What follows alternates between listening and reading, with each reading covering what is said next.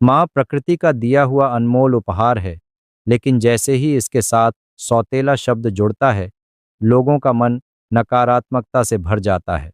हमारे समाज में सौतेली माँ को झगड़ालू और अपने सौतेले बच्चे को कष्ट देने वाली तथा अपने पति के कान भरने वाली समझा जाता है। लेकिन इस रंगीन दुनिया में रिश्ते निभाने वाले पर निर्भर है कि वह उसे कैसे निभाते हैं। दोस्तों, ये कहानी एक सौतेली माँ की है, जिसने अपने प्यार की ऐसी मिसाल पेश की कि लोगों की सौतेली माँ के प्रति सोच ही बदल गई। प्रीतमपुर गांव में एक जमींदार रहते थे। उनका 8 वर्ष का एक बेटा था, जिसका नाम विक्रम था। वह उम्र में छोटा जरूर था, लेकिन उसकी ठाठ में कोई कमी नहीं थी।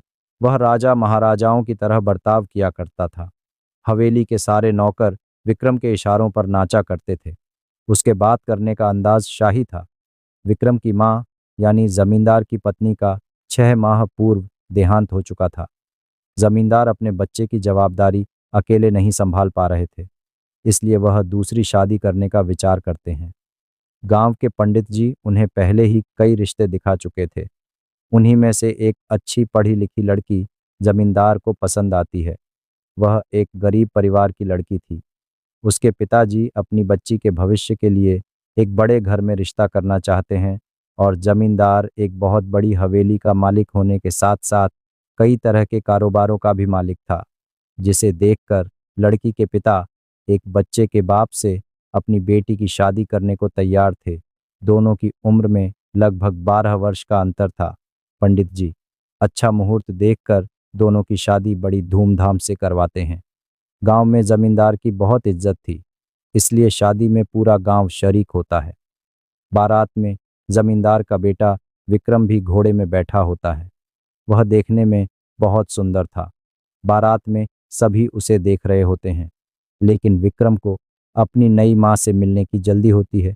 बारात में सिर्फ वह उन्हें देख पाया था। अब वह उनसे मिलने का इच्छुक था। पहली बार अपनी सौतेली माँ के घर आते ही विक्रम उनका राजसी स्वागत करता है। वह भी आते ही विक्रम को प्यार से गले लगा लेती है। जमींदार की नई पत्नी स्वभाव से बहुत शांत और सुशील थी। वह विक्रम को देखकर खुश हो जाती है। विक्रम बहुत प्यारा बच्चा था, इसलिए वह पहली ही नज़र में उसे अच्छा लगने लगता है। वह विक्रम को एक सगी माँ की तरह प्यार करने लगती है। विक्रम के जीवन में खुशियाँ आ चुकी थीं, और अपनी सौतेली माँ के आने से विक्रम अपने पिता से भी ज़्यादा खुश था। उसे अब अपनी सगी माँ की कमी महसूस नहीं हो रही थी। उसका जीवन खुशहाल हो चुका था। एक दिन जमींदार सुबह सुबह बिना नाश्ता किए ही घर से निकल जाते हैं और दोपहर को वापस लौटते हैं, लेकिन बिना कुछ खाए पिए अपने कमरे में चले जाते हैं। कई घंटों तक जब उनके कमरे का दरवाज़ा नहीं खुलता, तो उनकी पत्नी दरवाज़ा खटखटाती है। काफ़ी देर तक दरवाज़ा खटखटाने पर भी अंदर से किसी की आहट सुनाई नहीं देती। तभी वह नौकरों से दरवाज़ा तोड़ने को कहती है, और जैसे दरवाज़ा खुलता है, उनके पैरों तले ज़मीन खिसक जाती है। जमींदार फांसी के फंदे से लटक रहे होते हैं, और उनके बिस्तर पर एक चिट्ठी रखी होती है। इतनी कम उम्र में बेचारी का सुहाग उजड़ चुका था। अपने पिता की मौत की खबर सुनकर विक्रम को गहरा आघात पहुंचता है। वह मानसिक तौर पर हतोत्साहित हो जाता है। अभी अभी उसके जीवन में सौतेली माँ के रूप में खुशियाँ आई थीं, लेकिन अब उसके सिर से पिता का साया हट चुका था। दोनों का बहुत कुछ छिन चुका था, लेकिन अभी तो दुखों की कुछ बूंदें ही गिरी थीं। सैलाब आना बाकी था। जैसे ही जमींदार की पत्नी उनकी लिखी चिट्ठी पढ़ती है, तो उसके होश उड़ जाते हैं। जमींदार की सारी संपत्ति छिन्न चुकी थी, और अब वह कर्जदार हो चुके होते हैं। दरअसल उन्होंने एक प्रोजेक्ट में बैंक से लोन लेकर बहुत बड़ा निवेश किया था, जिसके लिए उन्होंने अपनी सारी ज़मीन जायदाद गिरवी रख दी थी। लेकिन वह प्रोजेक्ट बर्बाद हो गया, जिससे उन्हें भारी नुकसान हुआ, और अब उनकी सारी संपत्ति नीलाम होने वाली थी। विक्रम अनाथ के साथ साथ गरीब भी हो चुका था। जमींदार की मौत के कुछ दिनों के बाद ही इनकी सारी संपत्ति नीलाम कर दी जाती है, और इन्हें सारे कारोबार के साथ साथ हवेली को भी छोड़कर जाना पड़ता है। विक्रम और उसकी सौतेली माँ बेघर हो चुके थे। लड़की के पिता उसकी दूसरी शादी का विचार कर रहे थे, लेकिन वह अपने बच्चे से बहुत प्यार करती थी। वह उसे अकेला छोड़कर जिंदगी नहीं बसाना चाहती थी। इसलिए वह अपने पिता के घर नहीं जाती। लड़की के सारे रास्ते बंद हो चुके थे, लेकिन गांव के लोगों की मदद से उन्हें इतने पैसे तो मिल चुके थे कि वह कुछ महीने किराए के घर में गुजार सकें। विक्रम की सौतेली माँ पढ़ी लिखी थी।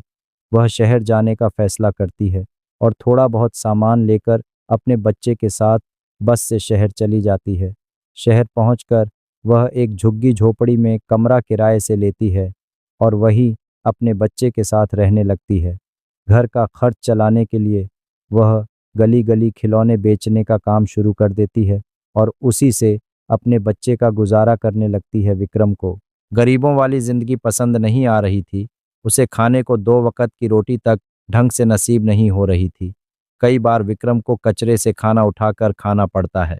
विक्रम के सारे ठाठ जा चुके थे और वह अपनी बेसहारा माँ के साथ शहर में दर दर की ठोकरें खाने आ चुका था। धीरे धीरे उसे गरीबी में जीने की आदत होने लगती है।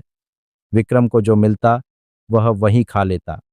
विक्रम को रह रहकर अपने पिता की याद आती है, क्योंकि पिता की राज में उसे 56 भोगों से सुशोभित भोजन प्राप्त होता था। लेकिन आज वह एक एक निवाले के लिए तरस रहा है। एक दिन विक्रम रास्ते में किसी से खाना मांग रहा होता है। तभी रास्ते से गुजर रही कार में बैठा एक व्यक्ति उसे पहचान लेता है, क्योंकि वह कई बार विक्रम के पिताजी से मिलने हवेली जा चुका था। वह विक्रम के पास पहुंचकर अपनी कार रोक देता है और गाड़ी से उतरकर विक्रम से उसके हालातों की वजह पूछता है। बड़े दिनों बाद विक्रम से किसी ने उसके हालातों पर चर्चा की थी। अचानक विक्रम फूट फूट कर रोने लगता है। वह उन्हें अपना समझकर सारा दुख बयान कर देता है।